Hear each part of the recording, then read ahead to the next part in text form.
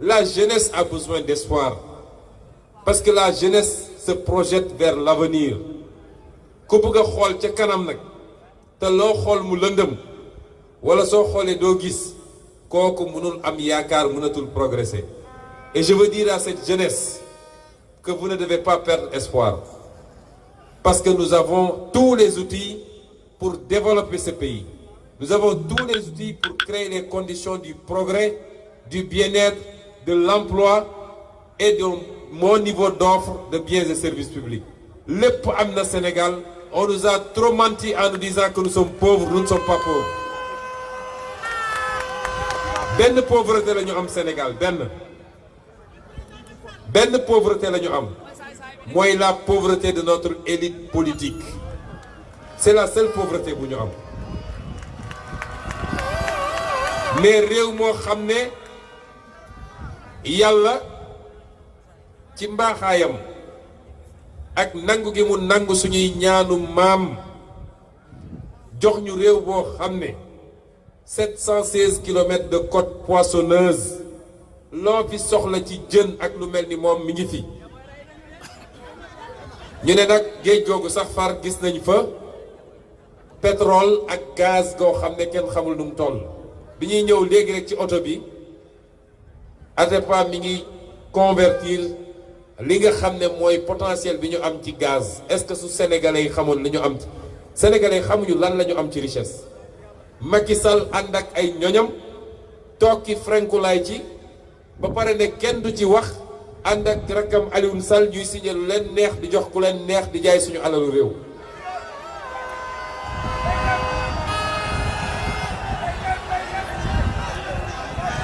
réew moo xam ne ressources naturelles yooyu boo ci génnee or ak pétrole nga or ak gaz nga xam ne ñoo mujjee ñëw pétrole ak gaz nga xam ne ñoo mujjee feeñ nee nañ la am nga or ñu koy def Kédougou barki démb dem naa campagne Kédougou boo duggee Kédougou da ngay rus benn tali bu goudronné sax amul Kédougou waxuma la sax Sabodala nag village ba ci boppam waaye Kédougou nga xam ne nee nañu région la capitale régionale la. benn tali bu goudronné à part route nationale bi continuer dem Saraya amul Kédougou te pourtant des centaines de tonnes d'or sortent du Sénégal pour dem enrichir d'autres économies. ñu ne la am nga phosphate fii à Mboro phosphate ba tey la ca waa bitim réew di am rawatina Indien yi Sénégal amul toq ci lu mel noonu. ñu ne la réew ma am na suuf su nangul loo fi bay mu sax. tey baykat yaa ngi bëgg a dee réew mi am na capacité pour lépp loo xam ne ci càmm la éleveurs yi meew mi dañ koy tuur ci àll bi parce que mënuñu koo jënd ci jamono jooju ñu ngi importer des tonnes de lait et souvent du lait artificiel wala du lait synthétique di ko jox nit ñi mu koy naan muy am ay problèmes de santé. réew moo xam ne nee nañ la am nañu un bon taux d'ensoleillement nga xam ne tey. problème courant gi ñuy jàmbat naaj gi ñu am ak ngelaw gi ñu am énergie solaire ak éolienne mënoon na régler suñuy problème ci lépp lu jëm ci énergie réew moo xam ne am nga un capital humain extraordinaire. Cette jeunesse que vous constituez, c'est cette jeunesse-là qui doit être le moteur qui va transformer ce pays. C'est pas une malédiction. Nous avons des gens formés et bien formés, ils sont obligés de la fuite des cerveaux, d'enrichir alors que le Sénégal sort la Nélon. Lan moo manqué Sénégal pour ñu mën a développer Sénégal et ànd ak loolu lépp nag ñu ne ñun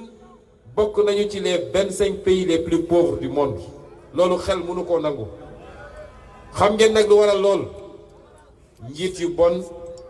parce que njiit bu bon weesuwul njiit goo xam ne benn am na complexe bitim réew luy alalu réew mi mu jël ko jébbal ko waa bitim réew parce que jàpp na ni ñooñu ñoo ko mën a garantir ay mandat yu mu toogee au détriment du peuple sénégalais njiit bu bon weesuwul ni lu tuuti lu des ci li dellu si ci alal bi ci réew mi yow ak say mbokk ak say ñooñ ngeen séddoo ko kuñ ci fal au bout de quelque temps nga nekk milliardaire say doom nekk milliardaire sa soxna di wër di distribuer ay xaalis te lépp ci impôt sénégalais yi ak oru sénégalais ak zircon sénégalais ak pétrole sénégalais.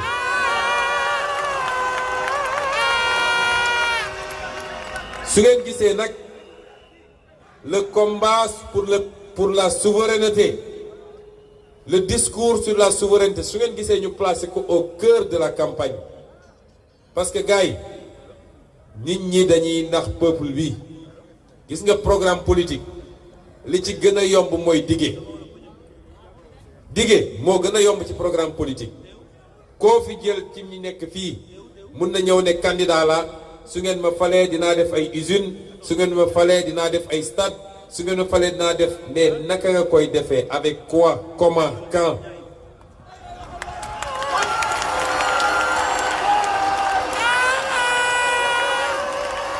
question boobu ñun dañ ko placer au cœur de la campagne léegi Boubacar Camara am na lu mu ci développé dee nañ suñu politique c'est d'aller vers l'industrialisation parce que industrie mooy créer emploi dans un pays parce que industrie mooy dundal secteur primaire bi mooy tax mbay mi dox parce que suñu bayee am kuñ ko jox mu transformer moo tax élevage bi dox mooy tax pêche bi dox su industrie doxee secteur primaire dox waaye industrie mooy transformer nag jox le secteur tertiaire ñu distribuer mooy commerce bi ak lépp lu tourner autour du commerce mais dañu ne loolu pour ñu def ko il faut li nga xam ne mooy suñu alal ñu tegaat ci suñu loxo nos ressources naturelles ñu tegaat ci suñu loxo am na ñu naan Sonko il parle beaucoup de pétrole et de gaz xam ngeen lu tax loolu dama xam njëriñ gi loolu mën a andi ci réew mi ak ni ko saay-saay yi naree yàq ba nga xam ne Sénégal du ci am dara et c'est ce combat-là qui est au cœur de notre programme politique. Je veux que yéen les jeunes les femmes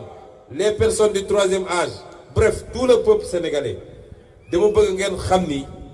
nous avons entre nos mains notre destin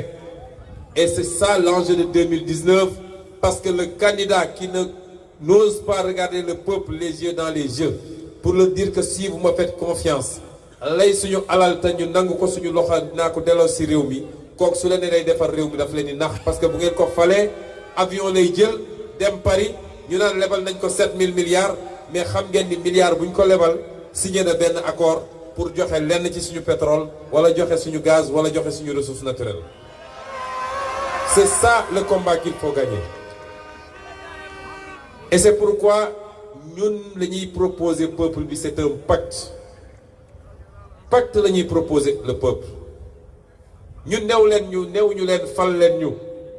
le terme fal sax il est galvaudé dañ leen naan dénk leen ñu réew mi rek dénk mais dénkaane gi nag pacte bi ñu leen di wax mooy dafa am loo xam ne ci yéen la parce que nu xalaat bi rafet nu yéene gi sell bu dee eggoo fa ñuy jëlee décision yi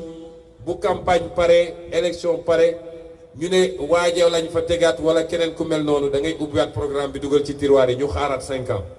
est-ce que le peuple sénégalais peut encore attendre te nag bu ñu toogaatee xaar 5 ans gars yi nañu yeggali liggéey bu ñaaw bu bon bii ñu commencé te ñeneen ñi ngemb ne ci biti nañ fi am doole Sénégal benn doole boo xam ne gëm naa ni ñoom ñooy tànn après kan moo war a jiite réew mi suñu nee dañuy renégocier les contrats suñ ko mënul renégocier entre 2019 et 2020 balaa 2024 les premiers barils de pétrole et les premiers mètres cubes de gaz génn entreprises yooyu dañ fi am doole goo xam ne boo ñëwee bëgg a dindi affaire yi sax boo moytu ñu déstabiliser le pays donc le Sénégal ne peut plus attendre les Sénégalais ne peuvent plus attendre c'est ça la vérité moo tax 2019 gars yi lu mu leen jaral rek nañu jaral lu ko ëpp quand je vois cette formidable démonstration de force de la jeunesse sénégalaise partout où je suis passé mobilisation exceptionnelle jusqu'à 3 heures du matin. Cette jeunesse-là, si elle veut du changement, Macky dinañu abal le 24 février 2019.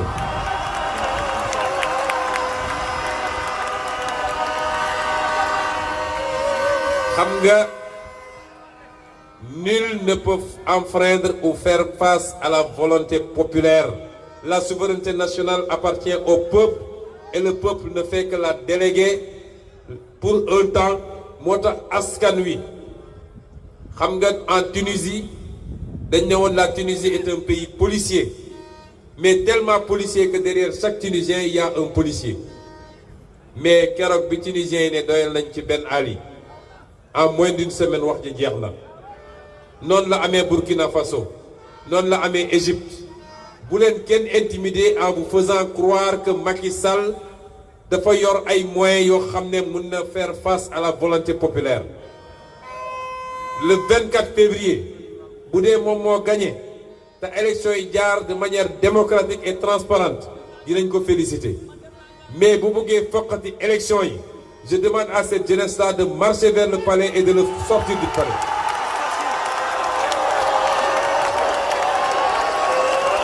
Parce qu'il ne sera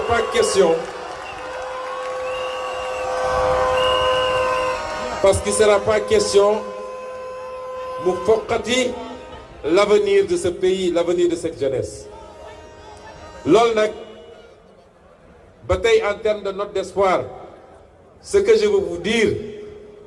gars yi, est-ce que xam ngeen lenn? Est-ce que xam ngeen ni nous allons gagner cette élection présidentielle?